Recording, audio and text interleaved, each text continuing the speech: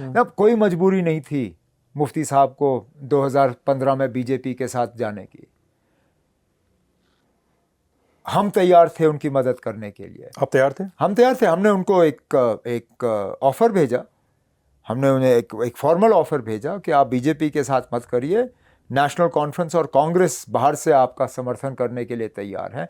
हम कुछ नहीं मांगेंगे, हमें ना मिनिस्ट्रियाँ चाहिए, ना राज्यसभा चाहिए, कोई चेयरमैन नहीं चाहिए, हम कुछ नहीं मांगेंगे, आप सिर्फ बीजेपी को बाहर रखिए, 6 साल हुकूमत करिए, कोई आपको छेड़ेगा नहीं।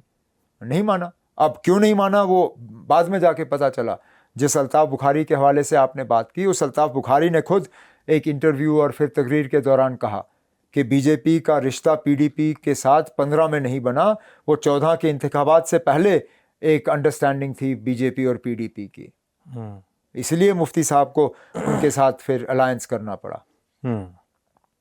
तो क्या हुआ मुफ्ती, मतलब ये उनकी पार्टी का मसला है, आप ये भी कह सकते हैं कि उनकी पार्टी का मसला है, वो जाने, लेकिन उसके बाद पीडीपी एकदम भंग हो चुकी है। एक इंटरव्यू में तो मैं सुन रहा था, महबूबा मुफ्ती बोल रही कि हमारे सारे लोगों को तो बीजेपी ने तोड़ दिया, हमारे सारे लोगों को इधर एमपी छोड़ के चले गए, एमएलए छोड़ के। उनकी पार्टी की काफ़ी बुरी हालत हुई थी 19 के बाद इस साल तक, लेकिन कुछ हद तक पीएचडी के ज़रिए वो जिंदा हो गई।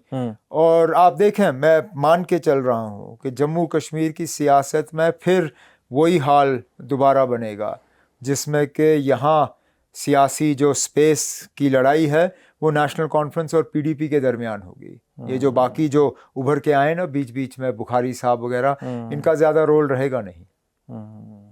बुखारी साहब वगैरह जब बोल रहे हैं तो वगैरह में इंजीनियर रशीद भी आते हैं? वो भी आते हैं, सजाद लोन साहब भी आते हैं, एक आध और भी हैं, वो भी हैं। और अगर इंजीनियर रशीद को लेकर तो बहुत बार आपसे सवाल पूछा गया, मैं आपसे इंटरव्यू देख ही रहा था, लेकिन मेरा इंटरव्यू तो मैं भी पूछ ले रहा हूँ।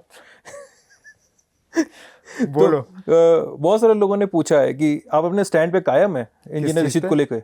क्या इंजीनियर रशीद को लेकर आप एकदम सटल तरीके से, एकदम मतलब जिसको हमारे यहाँ कहते हैं कि शब्दों को थोड़ा सा छुपा के बोलना, और आप जैसा बोलते हैं उसका नोशन आता है कि अरे ये तो बीजेपी के रहमो करम पे बाहर आए हैं, उसका मतलब कहीं ना कहीं घूम फिर के ये निकलता है। चलिए, अगर लोग वो मतलब निकाले तो मैं कौन होता हूँ उनको करेक्ट करने वाला, गाइड या ठीक करने वाला? तो ठीक नहीं करना है, सही है, उसको सही मतलब निकाला। उनकी मर्जी है, वो मेरे अल्फाजों को किस तरह लेना चाहते हैं। देखना, आप यूएपीए में कितने लोगों को बेल मिलता है।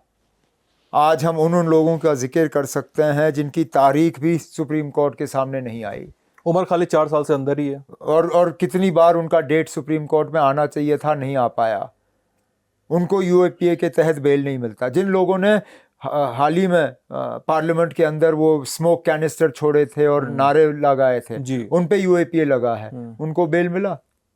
नहीं मिलता बेल ना अब यूएपी में, जब तक के इन्वेस्टिगेटिंग एजेंसी के तरफ से थोड़ी नरमी ना कोई एनओसी ना आ जाए, एनओसी या थोड़ी बहुत नरमी, उसके बिना नहीं होता है।